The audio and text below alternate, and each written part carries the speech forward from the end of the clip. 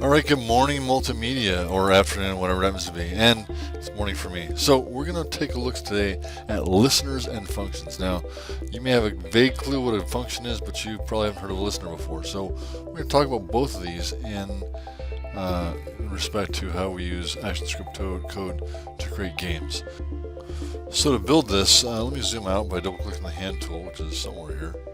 Let's see. Move that over. There we go. Hand, double-click. So to begin with, I'm going to create a couple of shapes to develop from, and I'm going to build just an object. I don't really like that color very much, so I'm going to change the color to something red. There we go. I'm going to go ahead and make the line thicker. You can do almost whatever you want, but don't spend too much time on it. So there's the deal. So I get this thing. To make a symbol, as we know by now, we should push F8 or choose Modify, Convert to Symbol. So here's this object. I'm going to call it Thing1. Very clever name. Thing1. And I'm going to put the registration point in the middle, and you'll need to open up the advanced section here. Yours is probably closed. And click Export for ActionScript. And it's called Thing1 with a capital T. Okay, that's in my library. Right there. And it's called Thing1. It has linkage Thing1. That's important. We're also going to learn today how to make a button. So I'm going to try to keep this as simple as possible. Let's just take this and make an oval shape, and we'll select it. Now when we create the symbol this time, we're going to use Convert to Symbol, and we're going to go Button. Special kind of symbol. We're going to set it in the middle. Let's just call this Button 1. Capital B. And Export for ActionScript. And OK. Alright, so now it's on the stage. So to begin with, we're going to just make a thing at the beginning that puts these on the stage. So our first bit of code, we've done this before. Oh, you know, we should take a look at the button, I guess, code. If we look at the button timeline, the button timeline has 4 frames, and it has up, over, down, and hit. So I'm going to push F5 or insert frame to extend that out, and now we have multiple frames. If we double click this and push F6 or insert keyframe, F6 does better, F6 and F6, each of these frames is going to get a different treatment.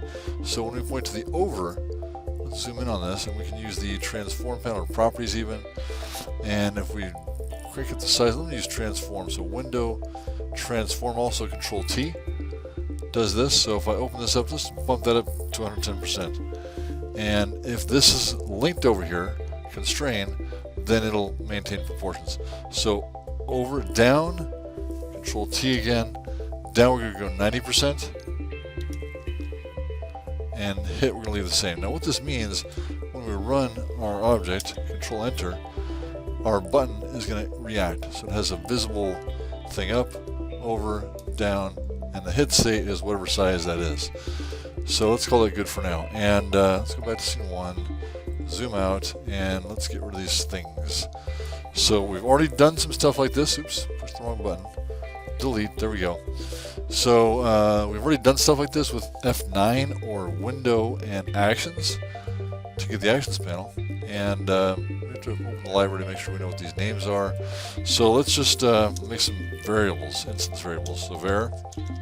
And we're going to use some comments today to plan out our work. So the first comment is just going to help us think through what to do first. So make some variables for numbers and objects. And we're going to say, let's put them on the stage. Now the part we haven't learned yet is we're going to learn how to make a listener function pair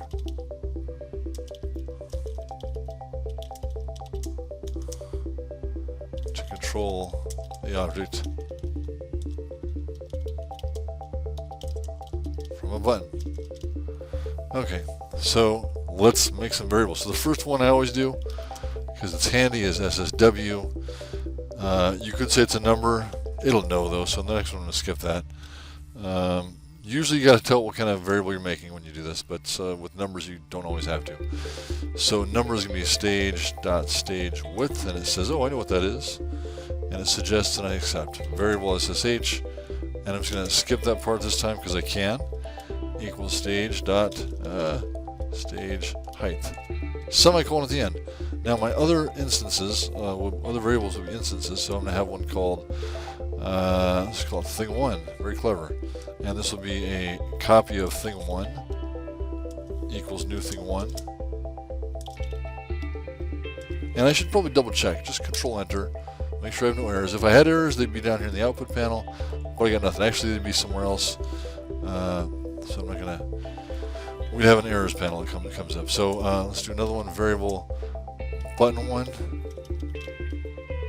copy of button1, and this is of course going to be capitalized. There we go, patent button1 equals new button1. So now check it. Does it work? Do we have errors? We have no errors.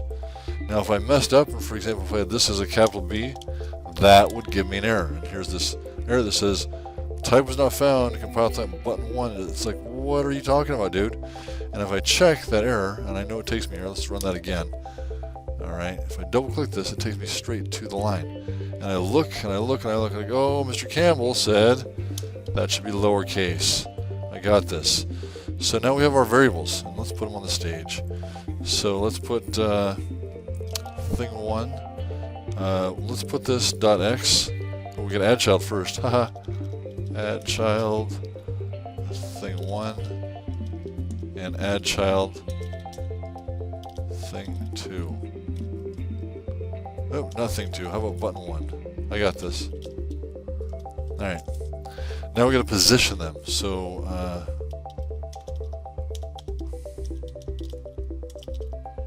alright, so thing1 .x equals SSW divided by 2. So I'm going to put it right in the middle of the stage. And thing1.y equals SSH divided by 2. So dead center. Run it. And it says it doesn't know what we're talking about with thing2. What did I blow on this? Let's go find out. Double click the error. So you move this around. You open that up.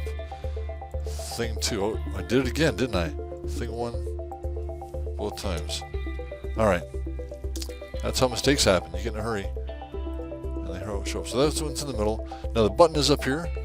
Let's go ahead and put the button somewhere similar. So notice I'm spacing things out. So how I use space on my page helps me differentiate things. So button.x is also going to equal SSW divided by 2. And button.y, I'm going to move this a little bit down. So button.y, so that's button 1, isn't it? Alright, button 1. Button1.y equals SSH divided by 2.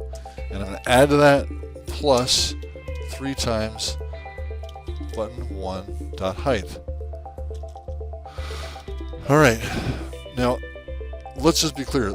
These could actually be numbers, okay? I could actually put 550 or 200 or 300, but this for sure, no matter what the size your stage is going to put in the middle. So you can hard code these numbers, but I like to use variables to position them with, and this is a good way of judging things out. And of course I have an error. So I double click, and I go, okay, this should be button1.height. Alright, so now my things are placed, stuff works.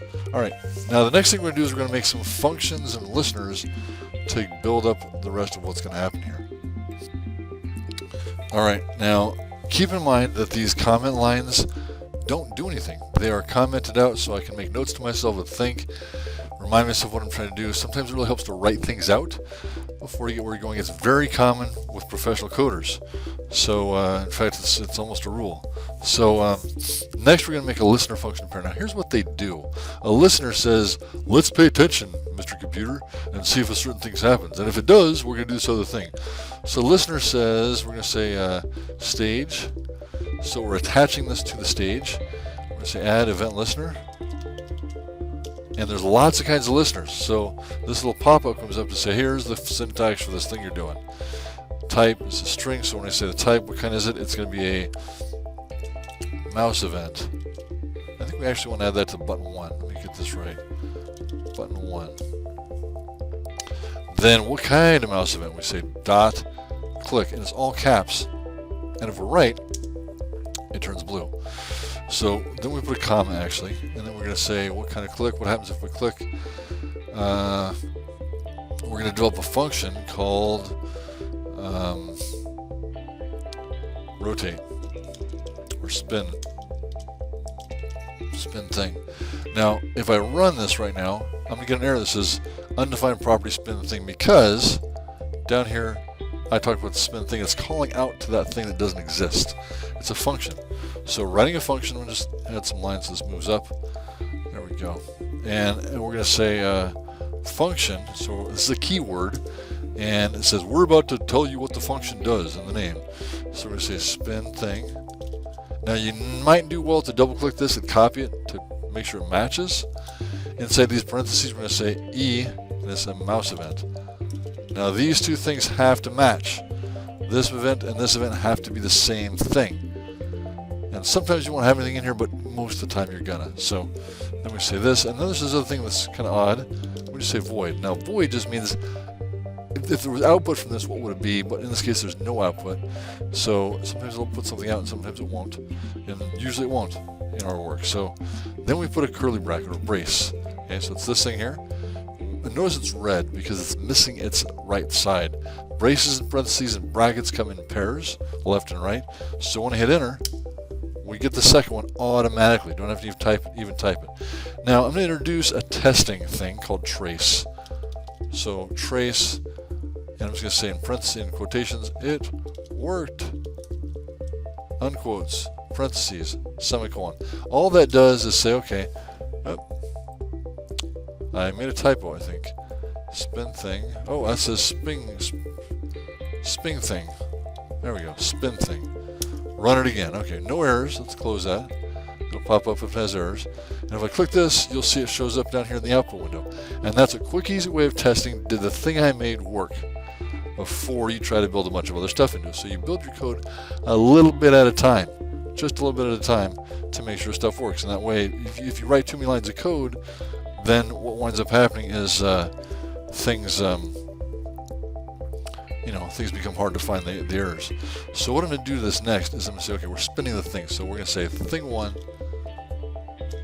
dot rotation, and we're going to say plus equals. And plus equals means increase by the amount that follows.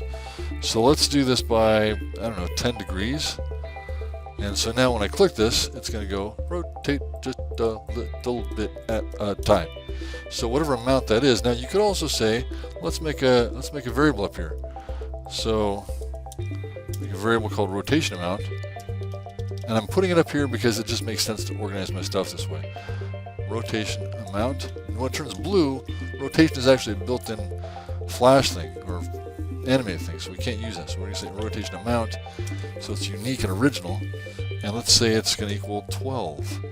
So now if I take this and copy it down and replace that 10, paste, so now it's going to rotate it by that amount.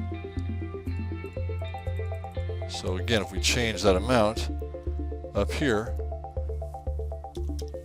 let's do 20 just for fun. Now it rotates more. So whatever number you put in there, it's going to rotate, and it's going to keep saying it worked. And you're like, all right, I get it. Quit yelling at me that it works. Then we can comment out this part, // Now it's not going to yell at us anymore when it says it worked. Okay, now it just works without telling us it worked because you're showing me it worked. Thank you very much. Okay, now we could make another button if we wanted to that moves the position of this. It's a good starting place for us to be able to develop a listener and a function. And gosh, there it is. That's a good start for getting user input and making animation happen. Later we'll learn how to make little shoot things pop out of there and pew pew pew and make things more gamey. But this is a good start to making that thing work. Now we're going to make another button or another function to make something move. So this time let's make another copy of button 1. So if we make an additional instance of something, we have to give it a new name. So we can't just use the same instance over and over again. You can only use each instance once. So var button 2, and it's going to be a copy of button 1 because I'm a lazy button. I don't want to make another one. So equals new button 1. So it's a new copy of button 1, but this one's called button 2. So let's make a new add child. Notice I just copied and pasted that because why type when you can copy? So button 2, and now we're going to position the new button. So let's actually adjust the stage width of this one to be, let's see, let's go, this is W times. This is the first button, and its position horizontally is going to be a third of the way across the screen. I could have used divided by 3, but what I'm going to do is go button 2.x equals SSW times 0.66. And I'm going to steal this because I can. Okay to, copy your own code to save work. So this one's going to be button 2. So now I've got all this stuff that does 2 buttons. Let's see if it worked. But something didn't work. I blew it. Something I did wrong. So button 2, oh yeah, here it is. It's a copy of button 1, not a button 2. So let's fix that. And those are the kinds of mistakes you'll make as a coder. Little silly. So I have this button here that rotates it. This one does nothing. So now we're going to go down here and let's just, again, copy this listener. And when you copy things, you have to know, what am I going to change and why am I going to change it? This one's going to be for button 2. And I'm going to write a different function. So I'm going to call this one move thing. And now I'm going to write my function. So this is, again, function is going to be called move thing. Oops. Thing has to be exactly matching. E is a mouse event, and no output means void, and the curly brackets are going to contain my direction. So we're going to say trace and quotations, move it, or whatever you want to write in there, it doesn't matter. It's just testing it. Okay, run it. So this one rotates. This one does nothing, but it puts out the move it thing. Every time I click this, it says move it. So coming back to my code, we're going to do a real simple and easy thing. We're going to say thing1 dot x plus equals, and for now we'll put a number in there like, I don't know, 50. So now we do this and it's going to move. Now here's the problem. Eventually it's like crossing the street over there somewhere and somebody's like, what's that little red square going by? Because it's out of our picture, it's gone. We don't know where it went, it just disappeared. So what we want to do is make it come back. So we're going to do a conditional here, and a conditional asks a question. So inside my function, let's just space that out, and we're going to put a comment, make it scroll back to the other side. Notice I have some typos in here. It doesn't care. I can read it, so you can get worked up about that and change it, make it right, which I kind of have to because it just bugs me. But the comment has to make sense to you. So what I'll say is if thing1.x becomes greater than stage.stage width. That's why I make the variable of it, because I just save myself writing stage.stage width. Like, how many characters is that? That's probably 15 characters or keystrokes. So stage.stage width. If that is true, then do the things inside these brackets. Now you notice these brackets are going to show up a lot as you program in ActionScript and in JavaScript. And what they are is sets of instructions. You can embed them inside of each other. You'll have nested brackets inside nested brackets inside nested brackets. So this one and this one are the master set, and then this one and this one are the next. And I can have ones inside there if I want.